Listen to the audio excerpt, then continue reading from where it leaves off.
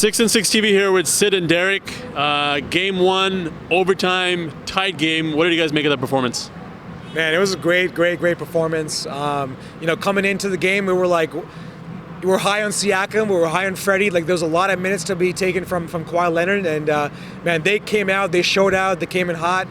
Couldn't have asked for a better game from those guys, and I think Nick Nurse kept a tight rotation in, kept those guys hot all game, and it was actually amazing. Siakam, almost MVP type game, so it was amazing to see that. All right, let's talk about Siakam, Derek. So you got 130 million, 4 years. Good decision by Masai, or one maybe you're a little bit worried about in terms of the money we threw at him. Zero worry, actually. I think this guy has immense drive. Like, I think we were just talking about before the game and during the game, is that this guy doesn't seem to care in terms of playing for a contract because he's got the passion. Right. And we saw that tonight. Same with Fred VanVleet. Like, Freddie just plays with good heart. A lot of heart. And those two specifically, and nothing against Lowry, these guys are playing just for the love of the game right now. And it's great to see. They're obviously younger, so there's a lot of good years coming out from these guys, and great game 1 of the season. I will say, on a non-Raptor standpoint, I'm sure many fans here disappointed that Zion got injured. Right. That was a really big marker for the game, outside of the ring ceremony and celebrating the first championship for Toronto. But definitely many of us were looking forward to seeing Zion play, and the fact that he's out for 6 to 8 weeks right now, a little disappointing. But overall great that we got the win, and a lot of good themes that we saw tonight from our guys. So. And Sid, you touch upon points that we have to make up. We lost Kawhi, lost Danny as well, who was amazing in the regular season. Who do you see on the bench or anyone in the starting lineup today that really is going to make up for those missing points? Starting lineup today, I'm like an OG. OG's got, man. He's the next man up. He's the next man up. He's got a lot to prove. If I'm going to be a Raptors fan, I'm going to say most improved player, and I think he's going for the most improved player. He's just got he was out for a lot for last season, so he's got a lot to prove. He's got a lot to make up. I think OG's the one who's going to take a big step. I think he's going to take almost a Siakam step, and I'm really looking forward to OG. We got some few guys off the bench coming on. Stanley Johnson. We got RJ, but I think Nick Nurse kept a tight rotation today. But OG's my man. Yeah. Let's talk about Kawhi for a second. So I don't know if you guys saw today. He had an ad with Arnold, a Terminator ad. Hollywood, man. I think he said more words in that ad than he said with us all season. When he comes here or when he's playing in the West, are you guys rooting for him? Do you want to see him succeed and make it to the Western Conference Finals and the NBA Finals?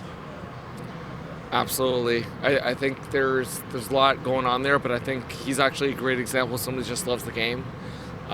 We all know that he wanted to go back to his hometown, rep his city, and be close to his family and friends in LA. So I think, generally speaking, with Toronto, it's always appreciated anytime you have a phenomenon like that where they're just playing really well, they're playing hard.